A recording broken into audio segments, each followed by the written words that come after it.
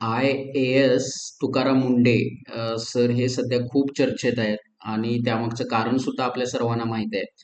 तर अन्न व औषधमध्ये त्यांची जी नियुक्ती झालेली आहे आणि त्यातून त्यांनी जो आपल्या कामाचा धडाका लावलेला आहे. तर अशा अधिकाऱ्याची बदली होण्यासाठी सध्या खूप युद्धस्तरावरती काम चालू आहे. मोठी यंत्रणा काम करते, की त्यांची काही दिवसामध्ये बदली होईल अशा पद्धतीनं.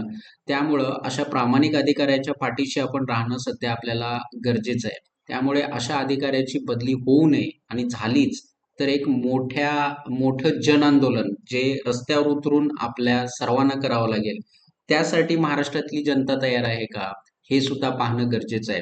कारण तुकाराम मुंढेंसारखे अधिकारी किंवा ही व्यक्ती अ, लाखात किंवा करोडोमध्ये एक असू शकते. त्यामुळे अन्न आपण जे खातो त्याच्यावरच आपलं शरीर आणि आपली प्रगती अवलंबून असते आणि जर हे यामध्ये जर भेसळ होत असेल आणि ते तर समाजापुढील देशापुढील एक मोठं आव्हान आहे आणि ते कमी करण्यासाठी त्याच्यामध्ये सुधारणा घडवण्यासाठी जर तुकाराम मुंढेंसारखी माणसं असतील तर आपण त्यांच्या पाठीशी ठामपणे उभं राहिलं पाहिजे आणि जर यदाकदाचित या सरकारनं त्यांची बदली केली तर या सरकारला सळो की पळो करून सोडायला आपण सर्वसामान्य लोकांनी सुद्धा रस्त्यावर उतरलं पाहिजे. कारण निद्रिस्तासारखं एकदम मेलेल्या व्यक्तीसारखं शंडासारखं जगणं आता आपण समाजानं सोडलं पाहिजे. कारण लोकशाहीमध्ये आवाज हा महत्वाचा असतो. लोकांनी पुढे येऊन बोललं पाहिजे. जसं की आता जे कॉक्रोच आंदोलन चालू आहे तो सुद्धा एक जनतेचा आवाजच आहे. तरुणांचा आवाज आहे की एका व्यवस्थेविरोधात आपण केलेलं ते बंड आहे. त्यामुळे लोकशाहीमध्ये शांत राहणं हा गुन्हा आहे. त्यामुळे आपण बोललं पाहिजे. जे चांगलं घडतंय, जे चांगलं काम करतायत त्या अधिकाऱ्यांच्या पाठीशी आपण ठामपणे उभं राहिलं पाहिजे. निदान लोकशाही आपल्याला इतका तरी अधिकार देते आणि लोकशाहीला सुद्धा आपल्याकडून काही अपेक्षा असतात.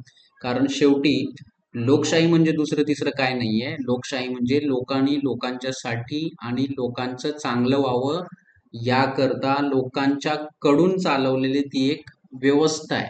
इतका आपण अर्थ इथं घेऊ शकतो.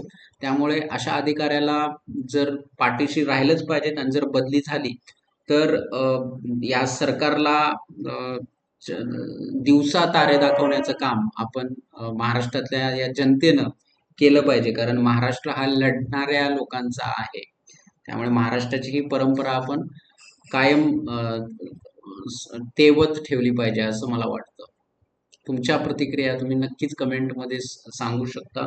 कारण हे खूप सेन्सिटिव्ह असा विषय आहे. अन्न आणि औषधं यांच्यामध्ये भेसळ जी होते, जी आपण उघड्या डोळ्याने इतकी वर्ष सहन केली, ती थांबवण्यासाठी जर एक अधिकारी काम करत असेल तर नक्कीच ही देवानं पाठवलेले ते देवदूतच आहेत असं म्हणायला हरकत नाही.